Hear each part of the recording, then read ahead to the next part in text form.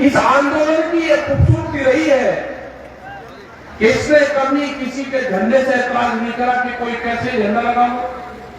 ये जो रंग बिरंगे झंडे आपको दिखते हैं, एक साल में जो आपस का जो गठबंधन बना है, ये जो खूबसूरत गठबंधन बना है कि कोई कितने भी झंडे लगा लो, कोई किसी का भी झंडा पकड़ लगता है, क्योंकि सबके मुद्दे एक हैं।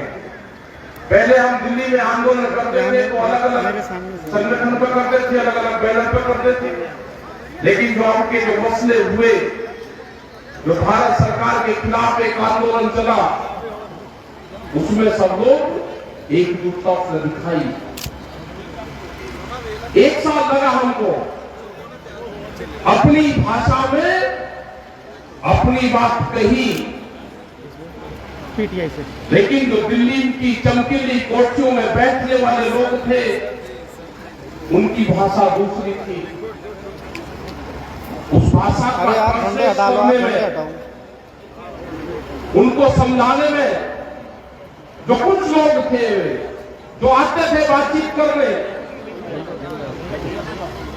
हमको करीब 12 महीने का टाइम लगा कुछ लोगों को अपनी बात समझाने में कि जो एक कानून आप लेकर आए हैं, इस कानून से देश के किसान, गरीब, दुकानदार, उनको नुकसान होगा। उनकी भाषा जो सर्वे करे तो उनकी जो समझ है वो एक साल बाद में समझे कि इन कानूनों से नुकसान है। वे कानून उन्होंने वापसी लेने की घोषणा की, लेकिन कटाक्ष के साथ में, जैसे कोई लड़ाई करके और फिर भागता है, गाली देता है, भागता जाता है कि आइए देखूंगा, आइए देखूंगा।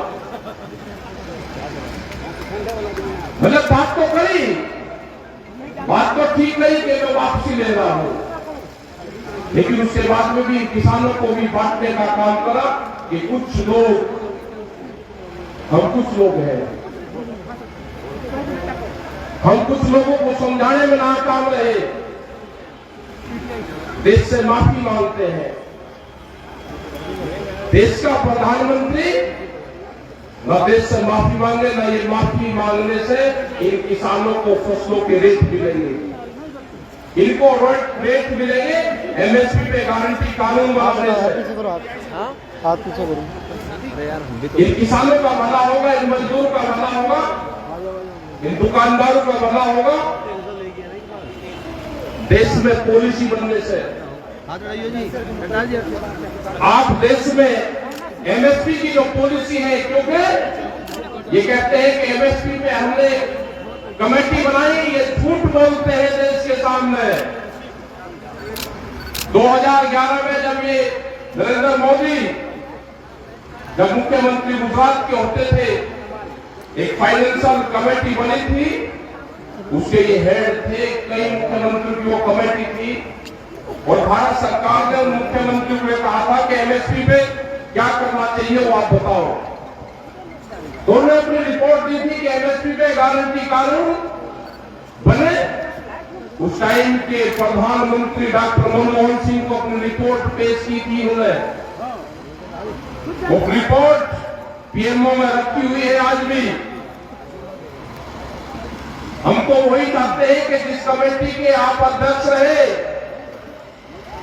उस कमेटी बनी हुई है, अब दूसरी कमेटी बनाने की देश को जरूरत नहीं है, और ना देश के पास में इतना टाइम है। अब आप स्पष्ट जवाब दो, आप अपनी ही बनाई हुई एमएसपी की कमेटी को जो प्रस्ताव है उसको आप लागू करते हो या नहीं करते हो?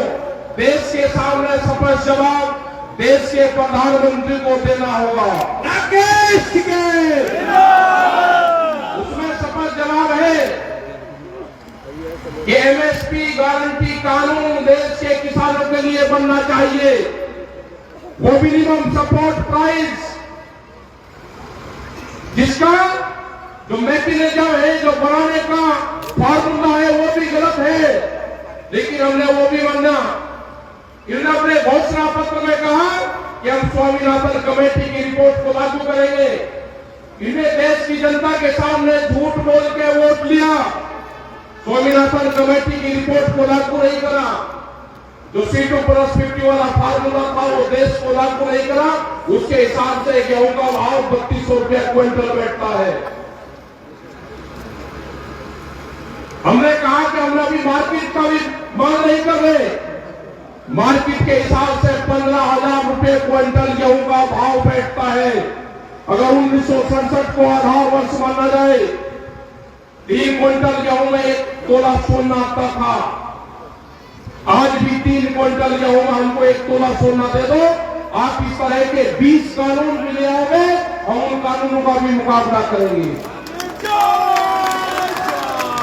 अब देश की जनता जाग चुकी है, आपको जवाब देना होगा। और ये देश के लोग भी समझ ले, ये जो नौजवान है ये भी समझ ले।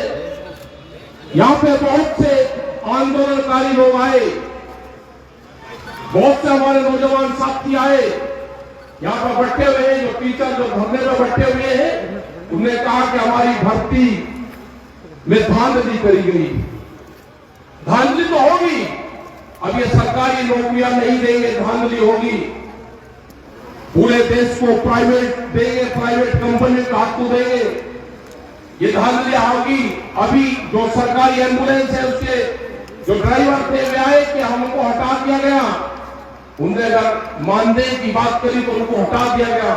पूरा देश प्राइवेट मंडी बनने जा रहा है। आपको जागना होगा। जो 2 करोड़ युवा रोजगार जिनको देने की बात करी थी, रोजगार की गारंटी देने की बात करी थी अपने घोषणा पत्र में, वे 14 करोड़ नौजवान तैयार रहे। संघर्ष जारी रहेगा। भी संघर्ष विश्राम की घोषणा हमने नहीं करी, जिंदाबाद। विश्राम की घोषणा भारत सरकार ने करी, हमने वो प्रस्ताव अभी ठुकरा दिया। हमारे मसले बहुत है अभी।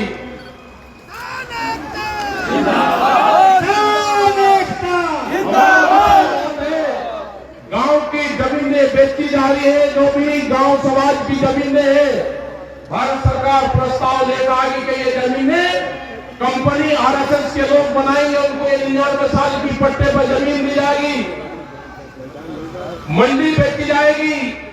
आपको कहते हैं कि मंडी के बाहर आप अपना अनाज बेच लो। इसका मतलब जब मंडी कमजोर हो जाएगी तो कहेंगे कि मंडी कमजोर होगी, इसकी आमदनी कम है। उन मंडी की जमीन को बेचा जा रहा है।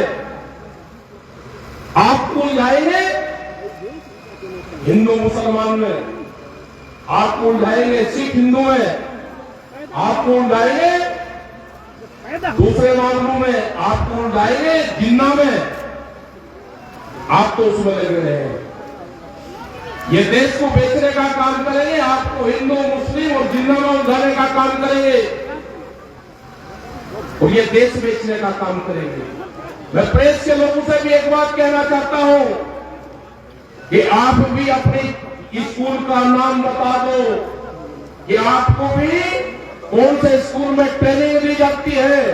सारे प्रेस फोन तो पीछे कर लो, या तो हमारे बीच में आते नहीं, और जब भी हमारे बीच में आते हैं तो क्वेश्चन एक रहता है, आपका ड्रेस कोड क्या है, आपके स्कूल का नाम क्या है, आपको कौन से स्कूल में ट्रेनिंग देकर भेजा जाता है।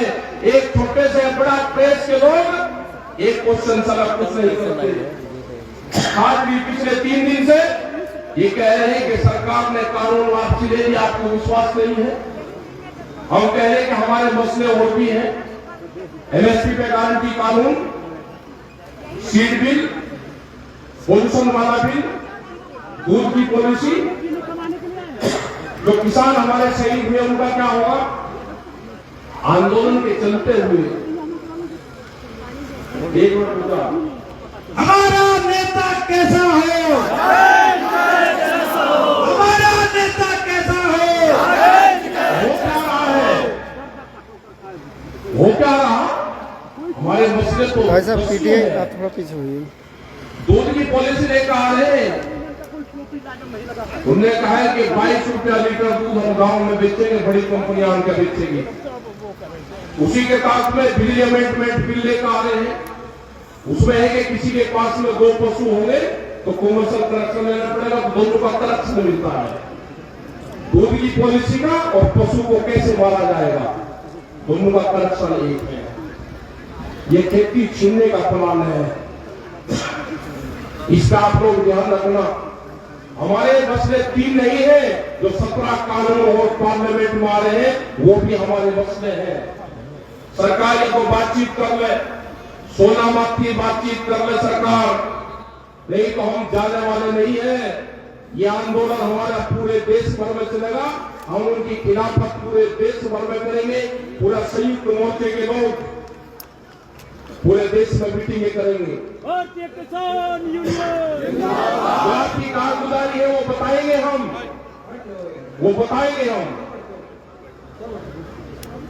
आप नहीं मान लो कि आपके खिलाफ मूवमेंट चलेंगे, पूरे देश भर में आंदोलन चलेंगे। यही हाल पुलिस वालों का हुआ। पुलिस में 30,000 रुपए में आप नौकरी करवाओगे 24 घंटे की, उनकी सैलरी भी बढ़नी चाहिए, एक टीचर के बराबर उनकी सैलरी होनी चाहिए। ये भी हमारे इश्यू है। प्रशासन ध्यान से सुन लेना, अगर अजय टेनी ने वहां पे मिल का उद्घाटन किया तो उस मिल में गन्ना नहीं जाएगा, मिल का गन्ना जाएगा डीएम के ऑफिस में। मिल का गन्ना हमको कितना भी नुकसान झेलना पड़े, जो किसान संयुक्त मोर्चे के साथ में है वो मिल का गन्ना डीएम के भाई बैठ लो, हेलो, और डीएम के ऑफिस से गन्ना मिल में जाएगा। ये ध्यान से सुन लेना, ये बर्दाश्त नहीं करेगा किसान। और हम 7 तारीख के बाद में 3 दिन लखीमपुर खीरी में रहेंगे, उन शहीद परिवारों से मिलेंगे, जो किसान हमारे जेल में गए उनसे मिलेंगे। ये हमारे 3 दिन के प्रोग्राम हम वहां पर रखेंगे। तो आप जाके प्रशासन कह दो, विरोध नहीं करना, सिर्फ प्रशासन को कह दो कि टेनी आएगा तो गन्ना डीएम के ऑफिस में लेके जाएंगे। संघर्ष छोड़े दो, आप लोग भी होगा। मतलब उसको हीरो बनाना चाहते हो, कातिल से उसको हीरो बनाना चाहते हो, वो हीरो बनेगा, आगरा की जेल में बनवाएंगे उसको हीरो।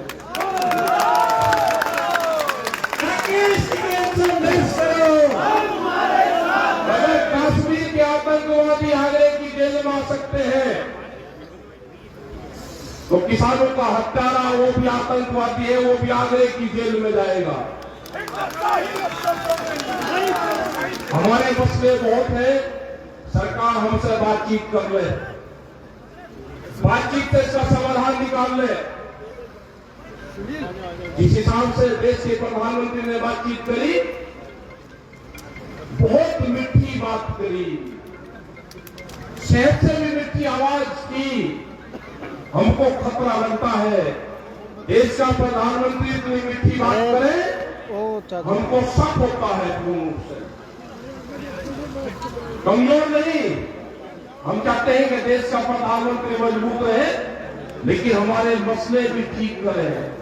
कमजोर नहीं चाहते हम।